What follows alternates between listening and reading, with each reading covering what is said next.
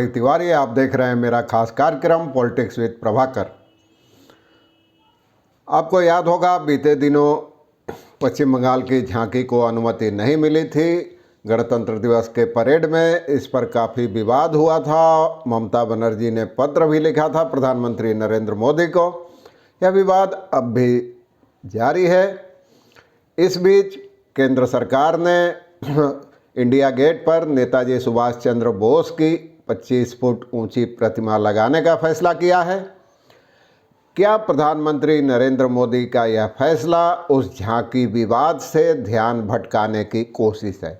यह मैं नहीं कह रहा है, यह मैं नहीं कह रहा हूँ। पश्चिम बंगाल में सत्तारूढ़ तृणमूल कांग्रेस के अलावा सीपीएम, वाम मोर्चा के दूसरे घटक दल और कांग्रेस भी यही बात कह रही है।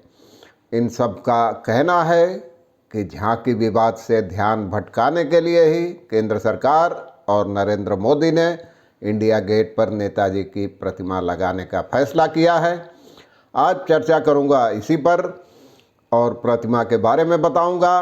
पश्चिम बंगाल के राजनीतिक दलों का क्या कहना है ये बताऊंगा। देखिए पूरी रिपोर्ट। जैसे तो चैनल को सब्सक्राइब करें, मित्रों और परिजनों के साथ शेयर करें और घंटी का निशान भी दबाना मत भूलें।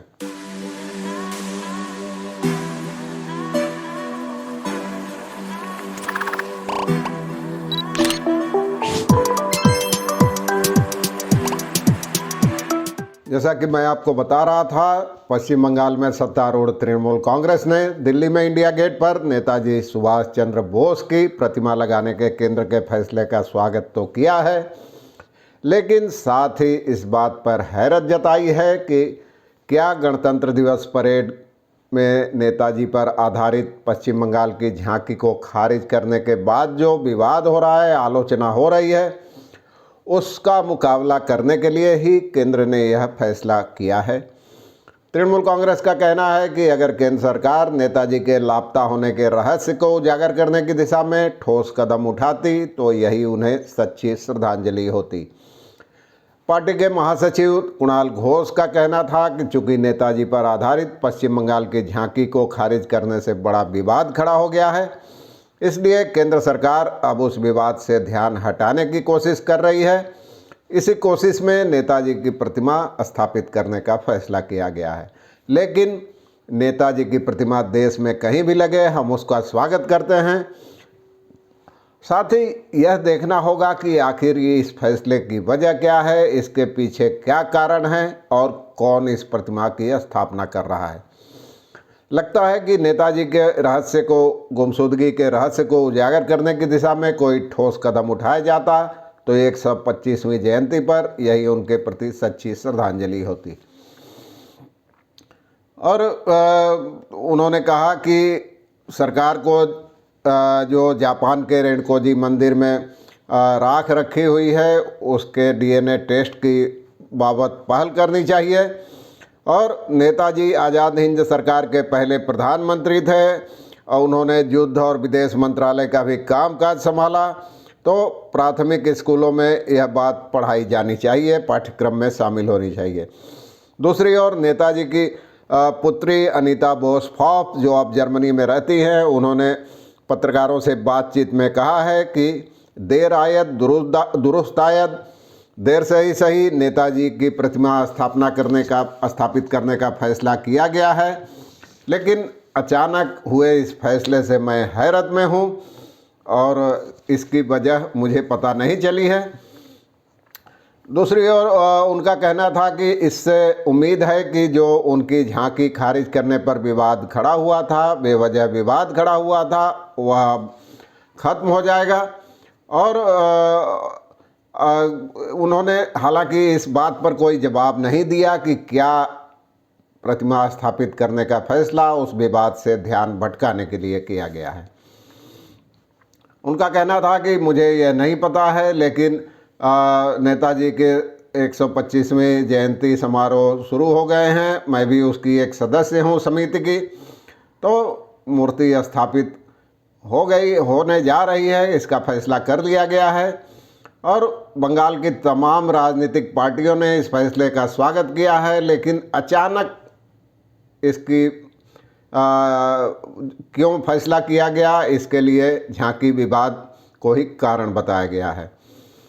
और तृणमूल कांग्रेस के सांसद सौगत राय ने भी स्वागत किया, लेकिन साथ ही सवाल उठाया कि यह कहीं उस फैसले से, उस विवाद से ध्यान भटकाने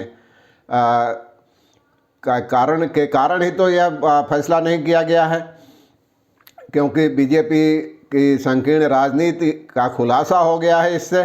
बंगाल कांग्रेस के अध्यक्ष अधीर चौधरी ने कहना है कि चुनावी नज़रिए से ही केंद्र की बीजेपी सरकार ने यह फैसला किया है, बाद में सोच समझकर और लोगों की भावनाओं में आए उबाल को ध्यान में रखते हुए। उनका कहना था कि नेताजी की 125वीं जयंती के पालन के लिए समारोह के लिए एक समिति का गठन किया गया था, लेकिन उस समिति की किसी भी बैठक में नेताजी की प्रतिमा लगाने के मुद्दे पर कोई चर्चा नहीं हुई। बंगाल की झांकी खारिज करने का विवाद जब बढ़ गया था इस मुद्दे पर, तो प्रधानमंत्री मोदी ने अचानक प्रतिमा लगाने का ऐलान कर दिया। तो अब दूसरी ओर सीपीएम के प्रदेश सचिव सूर्यकांत मिश्र ने कहा कि बीजेपी अपने उन करतूतों को धोने का प्रयास कर रही है जो अतीत में राष्ट्रीय स्वयंसेवक संघ और हिंदू महासभा ने किए हैं। उनका कहना था कि हिंदू महासभा के बारे में नेताजी के विचार किसी से छिपे नहीं हैं और भारतीय स्वाधीनता संग्राम में बीजेपी की भागीदारी या आरएसएस की भागीदारी कैसी थी, उसकी भूमिका क्या थी, यह किसी से छिपी नहीं है।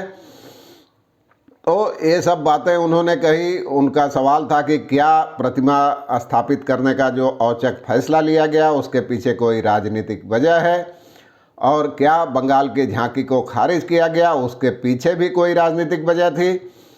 और उनका कहना था कि कई राज्यों की, दक्षिणी राज्यों की झांकियों का भी चयन नहीं किया गया है। और वाम मोर्चा के घटक दल फॉरवर्ड ब्लॉक, उसके प्रदेश सचिव नरेंद्र चटर्जी ने कहा, और आपको बता दूं कि फॉरवर्ड ब्लॉक का गठन नेताजी ने ही किया था। नरेंद्र चटर्जी ने प्रतिमा स्थापना के फैसले का तो स्वागत किया, लेकिन उनका कहना था कि बीजेपी की अगुवाई वाली केंद्र सरकार ने राष्ट्र निर्माण के प्रति जो नेताजी के विचार थे उनकी अवहेलना की है, उपेक्षा की है। बीजेपी के राष्ट्रीय उपाध्यक्ष दिलीप घोष ने विपक्ष को, खासकर तृणमूल को, नेताजी के मुद्दे पर राजनीति करने का दोषी ठहराया है, आरोप लगाया है। उनका कहना था कि नेताजी किसी की निजी संपत्ति नहीं है। उन्होंने भारत के स्वाधीनता आंदोलन की अगुवाई की थी और प्रधानमंत्री मोदी ने उनकी प्रतिमा इंडिया गेट पर लगाने का ऐलान कर उनके प्रति सच्ची श्रद्धांजलि अर्पित की है। उनका कहना था कि तृणमूल कांग्रेस नेताजी की झांकी पर बेवजह राजनीति करने का प्रयास कर रही है। अब आपको मैं बताऊं कि उस प्रतिमा का क्या है, कैसी प्रतिमा है। प्रधानमंत्री नरेंद्र मोदी कल यानी 23 जनवरी को नेताजी की जयंती के मौके पर उसका उद्घाटन करेंगे। फिलहाल अभी प्रतिमा का निर्माण नहीं हुआ है, तब तक होलोग्राम तकनीक के जरिए वहां प्रतिमा लगाई जाएगी। और उनका कहना, राष्ट्रीय आधुनिक कला संग्रहालय के महानिदेशक अद्वैत गणनायक ने बताया है कि यह प्रतिमा 25 फीट ऊंची होगी और ग्रेनाइट पत्थरों से बनाई जाएगी। इसके लिए तेलंगाना से पत्थर मंगवाया जाएगा। संस्कृति मंत्रालय ने प्रतिमा की डिजाइन तैयार करने का काम किया है और प्रधानमंत्री की घोषणा के साथ ही प्रतिमा बनाने की प्रक्रिया शुरू हो गई है। अब प्रधानमंत्री नरेंद्र मोदी ने अपने एक ट्वीट पर इसका ऐलान किया था। उन्होंने लिखा था कि ऐसे वक्त में जब देश नेताजी की 125वीं जयंती मना रहा है, मुझे आपसे यह साझा करने में खुशी हो रही है कि ग्रेनाइट की बनी उनकी एक भव्य प्रतिमा इंडिया गेट पर स्थापित की जाएगी। यह उनके प्रति देश के आभार का प्रतीक होगा। प्रधानमंत्री ने कहा कि जब तक ग्रेनाइट की प्रतिमा तैयार नहीं हो जाती तब तक वहां एक होलोग्राम प्रतिमा लगाई जाएगी। इसका लोकार्पण कल यानी 23 जनवरी को प्रधानमंत्री करेंगे, जैसा कि मैंने आपको बताया। और ये अब प्रतिमा के मुद्दे पर, अचानक स्थापित होने के मुद्दे पर भी वाद विवाद, आरोप प्रत्यारोप चल रहे हैं। आगे अगर इस मामले में कोई अपडेट होगा तो मैं आपको समय समय पर बताता रहूँगा, देता रहूँगा। आज के लिए बस इतना ही। धन्यवाद, नमस्कार।